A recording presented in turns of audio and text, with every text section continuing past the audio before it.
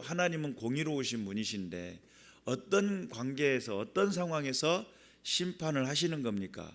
라는 그런 측면에서 접근을 하게 될 텐데, 오늘 여기에서는 13절에 보니까 하나님 앞에 율법을 듣는 자가 의인이 아니요 오직 율법을 행하는 자라야 의롭다 하심을 얻으리니 그랬어요.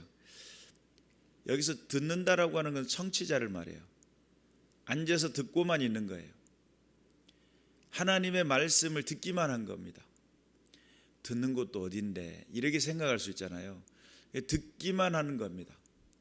그리고 그의 인생 속에 그 율법이 삶의 기준이 되어 행하지를 않았다는 거예요. 하나님께서는 살 수 있는 방법을 알려주시는 거예요. 율법이라는 개념이 하나님 안에 사는 방법이에요. 율법, 그러니까 여러 가지 많은 것들이 있잖아요. 십계명도 있을 것이고 장로 유전들도 있을 것이고 여러 가지 많은 측면에서 율법들이 존재하지만, 사실은 하나님의 그 공의로움을 지켜나가고 하나님의 자녀로서의 삶을 지켜나가고 하나님의 백성으로서의 삶의 기준이 있는 삶, 그게 율법이라는 개념이에요. 그런데 이게 하나의 율법이라는 개념이 삶의 의무가 돼가지고 정작 하나님이 보시고 하나님께서 원하시는 그 뜻의 그 기준 아래 인생을 사는 것이 아니라 율법이 기준이 돼버린 거예요. 그리고는 하나의 의무가 돼버리니까 예수님이 오셔서 그들을 바라보면서 너희 속에는 하나님이 안 계시는구나 이렇게 했단 말이죠. 사실은 율법이라고 하는 것이 하나님 안에 사는 방법이에요.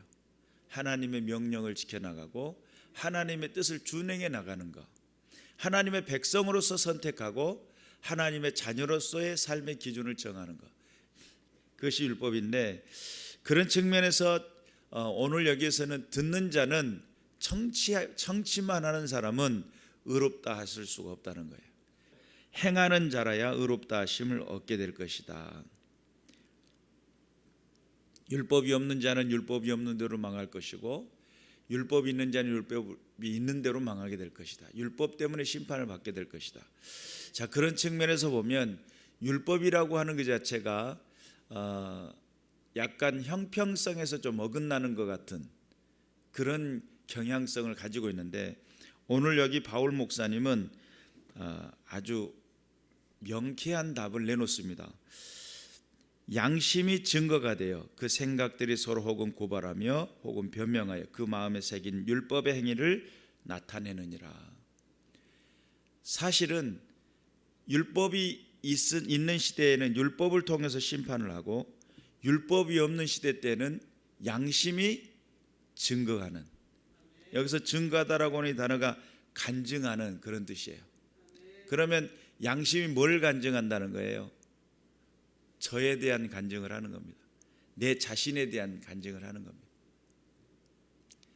그래서 내 안에 있는 내 양심은 철저하게 하나님 편에서 일하고 하나님께서 원하시는 삶의 질서를 만들어내며 하나님이 원하시는 공동체의 힘을 발휘하게 만드는 강력한 힘을 주셨습니다.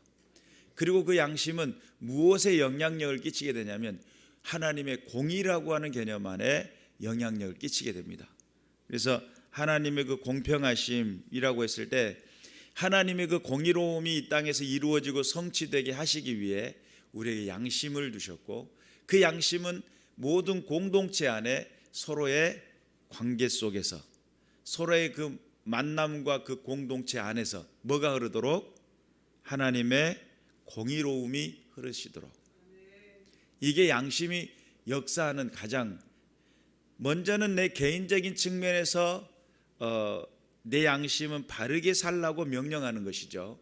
그런데 이게 큰 그림 안으로 들어가다 보면 내 개인적인 안에서 양심은 나를 위해 일하는 것 같았지만 공동체를 위하는 게 양심이에요. 그래서 같이 있는데 양심 없는 놈이 있고 양심 있는 놈이 있다고 가정을 해봅시다. 그러면 양심 없는 놈은 뭐라는 거예요? 자기 유익대로, 자기 원하는 대로 등치기도 하고 속이기도 하고 빼앗기도 하고 그러잖아요. 양심 있는 놈은 어떻게 해요? 양심 있는 놈은 이것은 같이 나눠 먹는 거, 함께 나누는 거예요. 양심 없이 혼자 꿀꺽하는 게 아니고 몰래 먹는 떡이 맛있다 이런 개념이에요. 양심 없는 놈은 몰래 먹는 떡이 맛있다 이런 개념이고, 양심 있는 사람은 그래도 콩도 나눠서 10명이 먹고 나니까 물속에 던지니까 뭐 했다는 거예요? 퐁당. 근데 너무 아까워요. 아니 왜 그 10명이 나눠 먹고 거기를 또 버려서 퐁당 소리 나게 하냐 이 말이죠.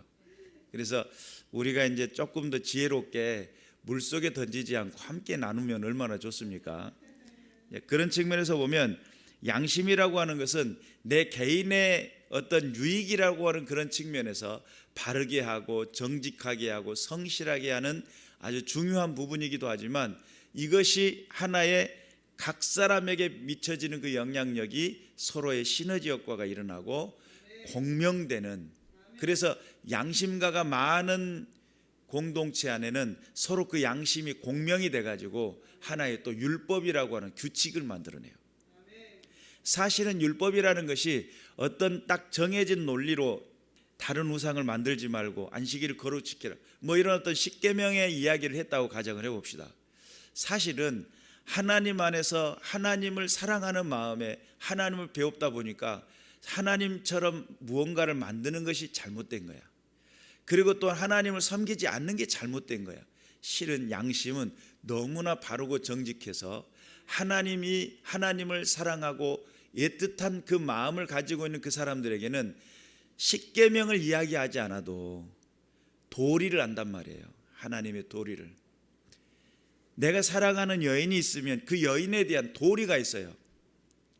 이렇게 하면 슬퍼할 거야. 그러면 슬퍼할 것을 알면 행하지 않는 것, 이것이 양심가들이 가지고 있을 법한 힘이에요. 아주 그냥 날로 먹으려고 하는 그런 사람들은 그냥 속이려고 하고 그냥 빼앗으려고 하고 뭐 이런 개념들이겠죠. 그러나 진정한 하나님 안에서 그 공동체를 이루어 나가기 위해서 함께 살다 보면 거기에는 암묵적인 뭐가 생겨요? 율법이라는 게 생겨요. 그러면 너무 사랑하다 보니까 이웃의 물건을 가져온 게 너무 양심에 걸려. 따지고 보니까 십계명이 양심과 관계가 있네. 내 이웃의 물건을 훔치지 말라. 내 부모를 공경하라. 공경하라는데 부모, 나를 위해서 그토록 헌신한 부모에게 등쳐먹고 속여 빼앗아 먹고 이러고 있는 내 모습이 안 됐네. 그러면 안 되지.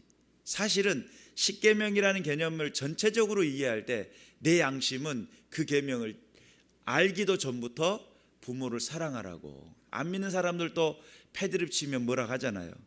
가족은 건드는 거 아니에요 그러면서 눈 뒤집잖아요. 가족은 건드는 게 아니야 그러면서 눈을 뒤집어요. 안 믿는 사람들도. 왜냐하면 그 안에 율법적인 정신의 십계명을 배우지도 않았지만 내 안에서의 그 양심은 부모를 공경해야 된다라는 결론에 도달해 있기 때문에 그래요. 부모의 희생과 그 사랑이 내 안에 들어와 있고 그 희생과 사랑을 안 나는 부모에 대해서 효도해야지. 내 부모님에게 눈물 나게 한 저 원수는 어떻게 하겠다는 거예요? 엘리베이터 앞에서 만나겠다 뭐 이런 뜻이죠.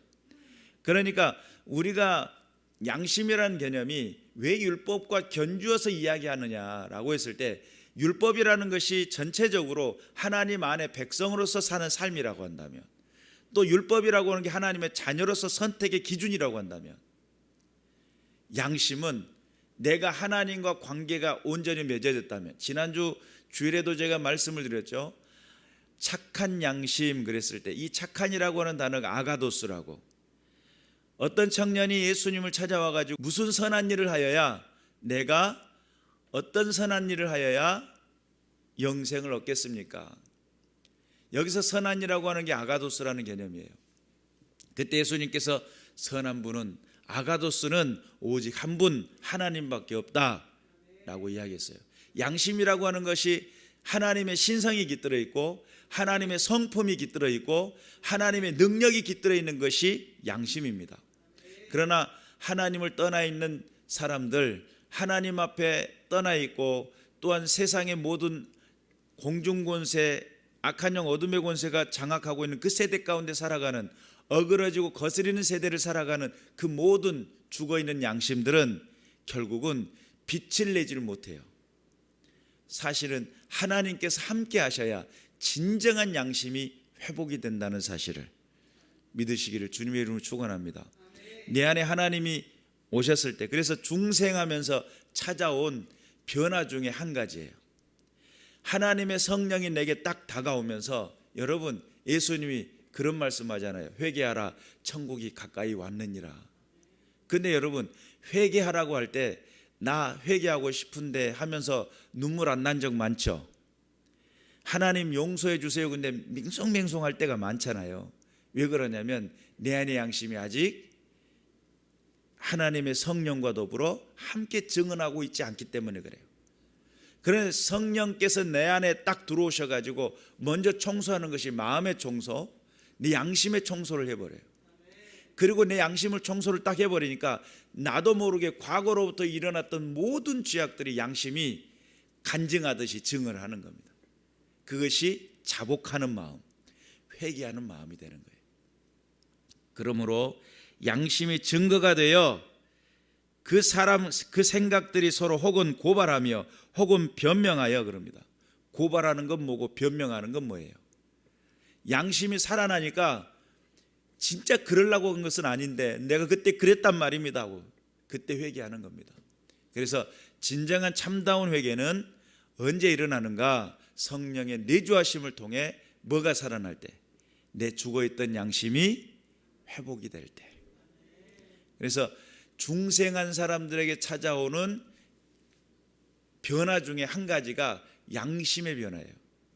죽어있던 악한 영 어둠의 권세에게 사로잡혀 있었던 내 양심이 살아나는 순간이에요. 그리고 또한 모든 세상과 찌들어 있는 구습, 옛 구습에 묶여 있었던 그 양심이에요. 그리고 죄를 짓기를 작정하고 달려가던 그 양심이에요. 그런데 성령이 딱 와셔가지고 하늘나라 안경 닦기 가지고 오셔가지고 양심을 닦아버려요. 해가지고 닦아버려요. 그러니까 빛나기 시작하는 거예요. 그리고는 뭐가 보여요? 내 안에 축적되어 있었던 죄가 보여요. 내 안에 그렇게 많은 하나님을 떠나 살았고 하나님을 배반하고 살았고 하나님의 자녀가 아닌 그런 삶을 살아왔던 내 인생이 비춰지기를 시작하는 겁니다. 그러니 거기에 견딜 수가 있겠어요? 주의 영광을 위해 하나님의 뜻을, 하나님의 기쁨이 되겠다고 하나님 옆에 가까이 나갔더니 하나님은 하나님의 그 정갈하심, 그 가까이 하는 자들에게 하나님의 깨끗하심을 보여주신다고 그랬어요. 그럼 여기서 하나님께서 하나님을 가까이 하는 자들에게 하나님의 그 깨끗하심을 보이는 것은 뭐겠어요? 내 안에 죄를 가지고는 하나님 앞에 가까이 나갈 수가 없어요. 내 안에 잘못된 습관을 가지고는 하나님의 뜻을 온전히 따를 수가 없어요. 그러니까 하나님께서는 하나님께 가까이 나오는 백성들을 뭘 하는 거예요? 깨끗하게 닦아주시는 거예요. 나는 참 포도나무요 너희는 가지니 너희가 내 안에서 많은 열매를 먹고 나를 떠나서는 아무것도 할 수 없느니라. 그 가지가 열매를 맺게 하기 위해서 그 가지를 깨끗하게 한다라고 요한복음 15장에서는 그렇게 이야기합니다. 더 바르고 더 하나님의 영광을 위해 쓰임받도록 삶을 정돈해주고 삶의 가치 기준을 바꿔주시고 양심가가 될 수 있도록, 그래서 크리스찬들은 양심가가 돼야 돼요. 진정한 살아있는 양심가가 돼야 돼요. 그래서 그런 일들을 율법이 없는 이방인이 본성으로 율법의 일을 행할 때에는 이 사람은 율법이 없어서 자기가 자기에게 율법이 된다는 거예요. 이 이방인들도 마찬가지예요. 하나님을 모르는 사람들에게도 양심이 증거가 되어 스스로가 자기의 율법을 만들어버리는 거예요. 그러니까 죄 짓고 난 다음에 예수를 안 믿었는데도 죄책감을 갖는 사람들 있죠. 그 사람들은 그렇게 세상 가운데서 찌들고 죄악 가운데 있었음에도 불구하고 그 안에 뭐가 살아있으니까? 양심이 살아있으니까 거기서 꿈틀대는 거예요. 그리고 뭐라고 하는 거예요? 야, 너 꼭 그렇게 했어야 됐냐? 꼭 그렇게까지 했어야 됐냐? 자기 자신을 자책을 해요. 그리고 처음에 살인하고 처음에 나쁜 짓을 하고 처음에 정말 못된 짓을 하는 그런 삶으로 시작을 했지만 나중에 점점 이게 깊어져 가고 이게 횟수가 더 반복이 되면 무뎌질 것 같은데 자기도 모르게 꿈결에 자기가 해했던 사람이 싹 등장해 가지고 막 이빨을 갈고 막 이러니까 나중엔 두려운 거예요. 드라마라든지 또는 어떤 영화라든지 그런 상황 속에서도 종종 나타나는 현상들이에요. 그러니까 양심은 뭐가 될 수 있어요? 율법이 될 수가 있어요. 율법이 정해진 율법은 아닌데 그 율법을 스스로가 그 양심이 찾아간다는 거예요. 내 이웃의 물건을 도둑질하지 말라라고 했을 때 이 양심가는 도둑질 안 해요.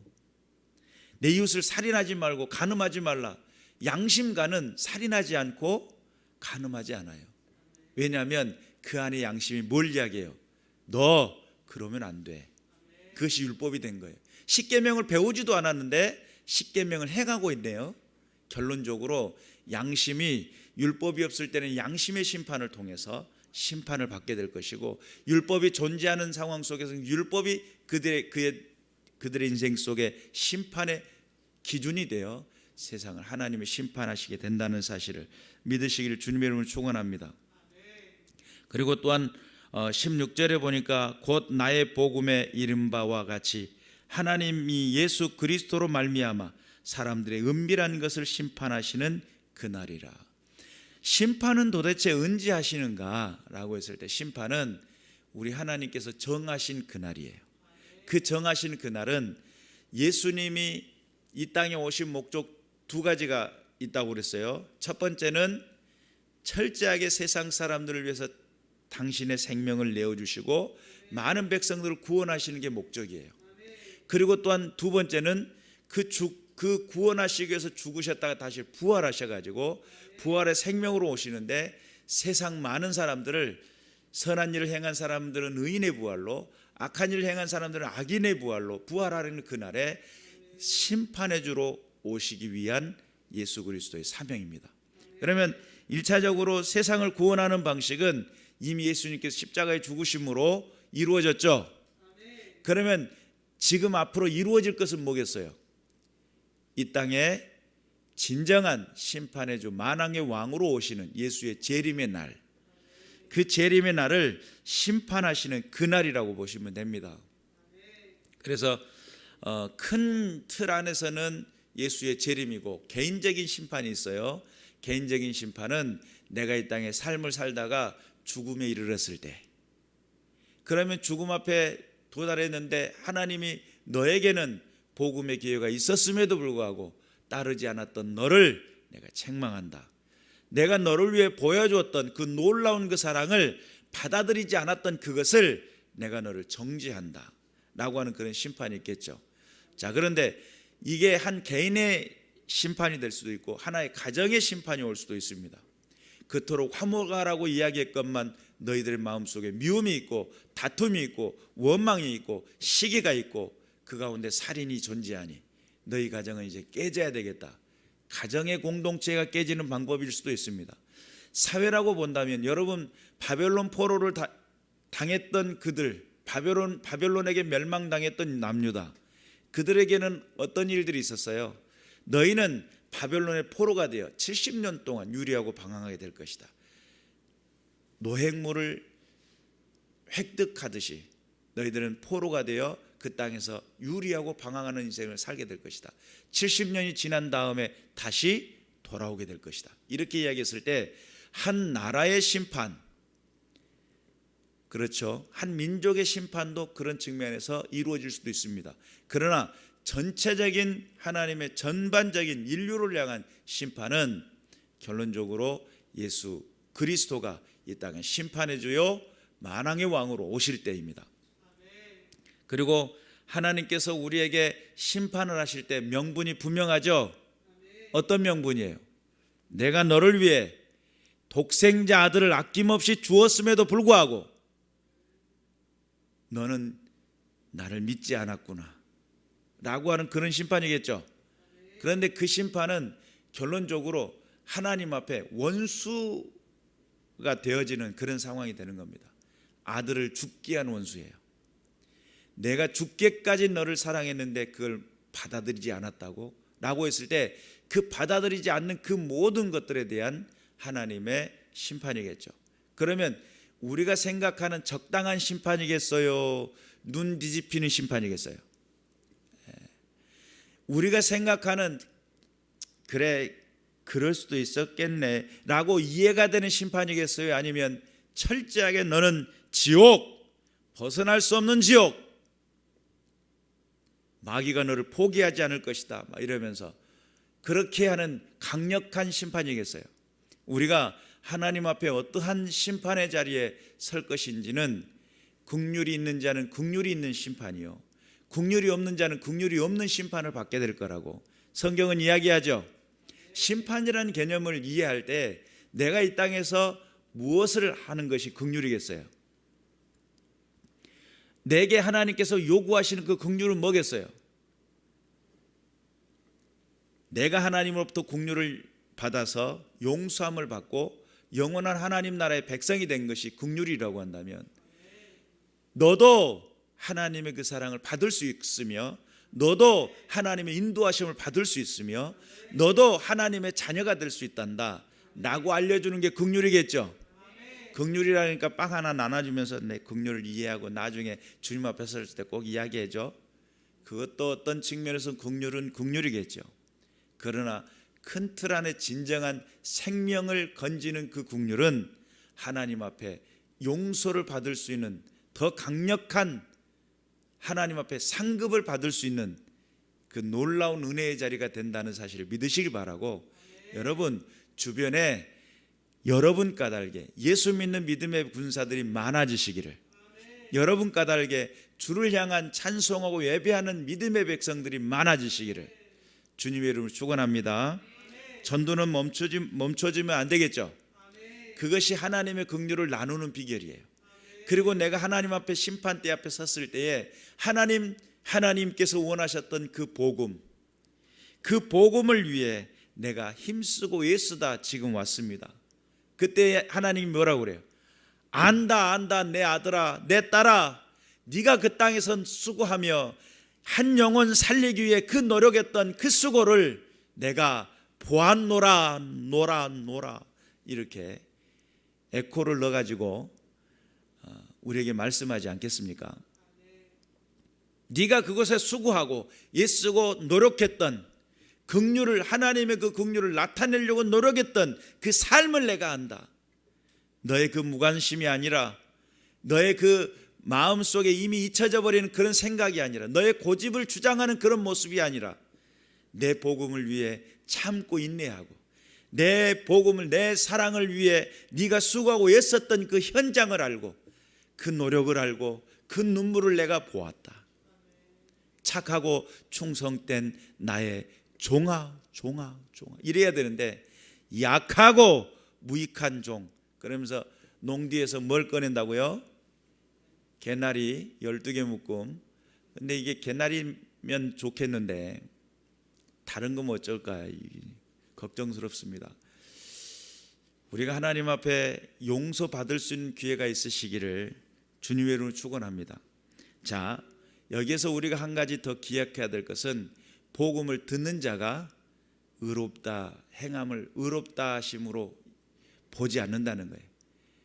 복음을 무하는 사람이 행하는 사람이, 하나님의 그 사랑을 실천하는 사람이, 하나님의 그 사랑을 나타낼 수 있는 사람이, 예배당에만 와가지고 자기 만족으로 취해 있고 자기의 어떤 기분에 따라서 감동되면 하고 감동 안 되면 안 하고 이런 개념으로만 인생을 사는 것이 아니라, 내가 그 사랑, 그 받은 그 사랑에 대해서 내가 그토록 하나님을 몰아내고 하나님을 모른다 했던 내 인생을 인내하고 참고 견뎌주시며 내게 구원의 자리까지 나갈 수 있도록 해주신 그 하나님의 그 사랑을 내가 실천합니다 하고 보니까, 실천할 때 보니까 옛말에 그러잖아요. 너는 꼭 너 같은 놈 낳아봐서 길러봐라. 부모가 자식들한테 약간 저주 비슷하게 이야기하잖아요. 너 같은 놈 낳아봐라. 너 또 네가 내 마음을 그제서야 이해할 거야. 뭐 이렇게들 이야기하잖아요.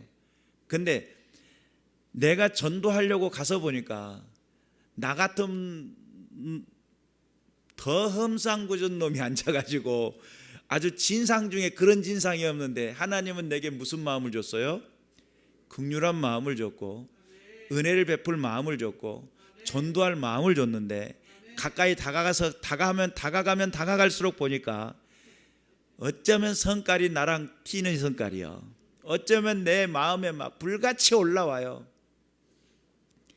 그런데 그 가운데서 견디고 버틴다는 것은 말씀을 듣고만 있었던 사람이 아니라 행할 줄 알았던 사람, 하나님의 복음의 그 능력을 알았고 하나님의 뜻을 드러내게 노력했는데 심판의 그날에 우리 주님이 보고 아신다는 거예요.